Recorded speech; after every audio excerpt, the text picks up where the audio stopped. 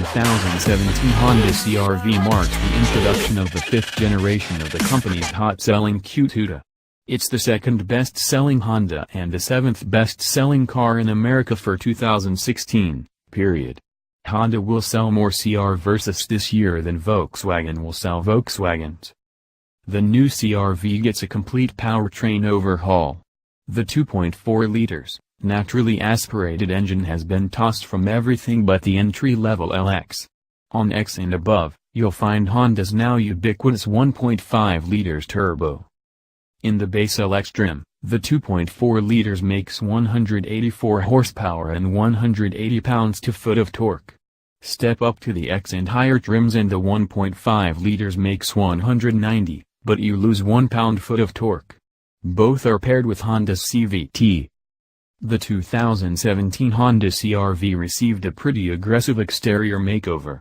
It'll become old hat soon enough, given how many of them Honda will sell, but for the time being at least it's a refreshing new face on a commonplace vehicle. Up front, the bumper gets a sharper, more shin-heavy look. Two ridges run along the hood, making the CR-V look slightly more upright than it may have otherwise. Out back, it gets new L, or J-shaped taillights, depending on which side you're looking at. Top-spec touring models get a unique dual exhaust treatment. The CR-V's interior received a dramatic and much-needed overhaul. Everything from the dash materials to the upholstery pattern and quality has been upgraded. Granted, our evaluation vehicle was a loaded-up touring model with all the bells and whistles, but even the lower trim models have significantly nicer interior appointments. Let's talk about a couple of negatives real quick before we look at the feature list. For starters, the CR-V uses the same straight-line shifter Honda uses in all of its CVT-equipped cars. It's big and clunky and just generally unpleasant to look at. It's one of the few interior components that comes off cheaper than it really should. The second negative, in our eyes, anyway, was the cheap-looking wood grain trim.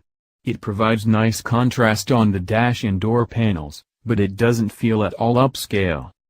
Let's get this out of the way straight off. If you're looking for a lively driving experience, the CR-V shouldn't be on your short list. There are far better options out there if that's your priority. The Mazda CX-5, Kia Sportage and Subaru Forester XT come to mind, among others.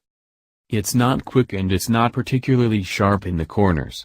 That's compounded by steering that has been made heavier and quicker but no more direct, and it can make the CR-V tough to place at times. There's slack in the steering response on center and not a lot of information coming through to help compensate for it.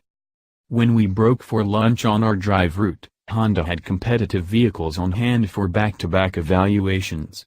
This backfired slightly as we found ourselves reminded of just how surprisingly decent the RAV4's driving dynamics really are. The Toyota felt cheaper, creakier and just generally older and less refined than the CR-V, but when pushed, it was much easier to hustle with confidence. The 2017 Honda CR-V does all of the important things better than its predecessor.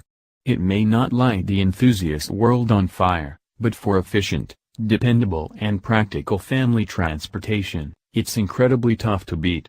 And for those who'd rather let the car do most of the work, the CR-V boasts one of the most robust and satisfying semi-autonomous driving suites in the industry.